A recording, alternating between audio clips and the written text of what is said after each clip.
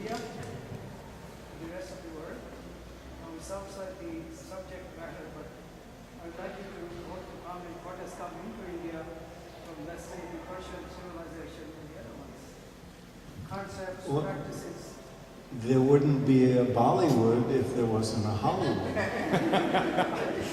would say before the British came to India. Well, I think we're more familiar with what the modern West's contribution to the rest of the world has been in terms of technologies, industrialization, and various the things that are contributing to the modernization of India and other parts of the world are largely imported from the West. It's almost a cliche to say, the West had this material orientation and gave forms of production and technology and organizational industrialization to the East, and the East had wisdom and sages, and the focus was on the inner, not the outer, and that's what they contributed. And it sounds like such a stereotype and a cliche, but there's also a lot of truth to it. And people like Vivekananda knew that back in the 19th century. It's explicit in a lot of what he was saying, that we need what the West has to offer so we can modernize India and uplift the people out of poverty and so forth. But you need us too, and that's turning out to be quite true.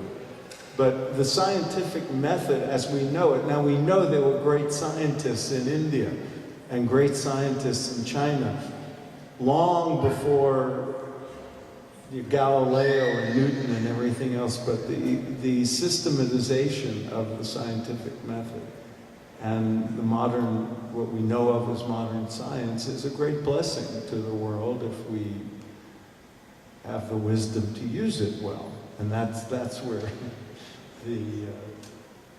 I always say we need a reform, we need a consciousness reform in the West before we're going to be capable of reforming politics or education or the economy or anything else.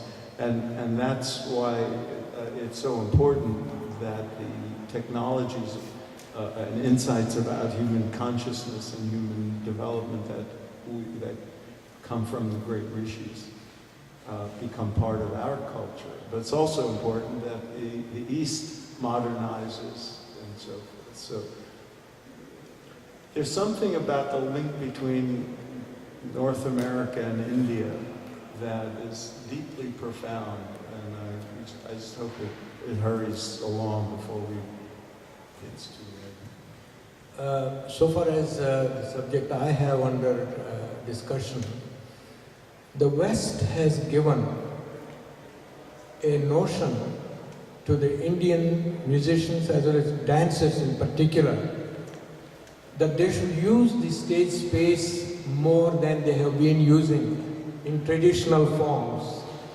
Secondly, and perhaps more importantly, what the West has given to India, Indian artists, is that they should use modern technology in the expression of their arts. For example, 30-40 years ago, you would have seen Bharatanatyam, specific movements on the stage, but with no other background. The artist was expected to express completely, Abhinaya, and there was nothing else to support. There was no supplementary material reinforcing the message of what the dancer was trying to say. But if you see today's dance, like Anne-Marie Gaston from Ottawa, look at her presentations, look at Menka Thakkar's, So the technology is being used at the back to reinforce through images, like Phil did just today. While the dancer is dancing, the message, the lyrics are reinforced by the imagery in the background. This is something we have taken and we are practicing. The third most important thing, in my opinion, is the West has shown to the Indian dancers, do not stay within the traditional patterns. There is much more to dance.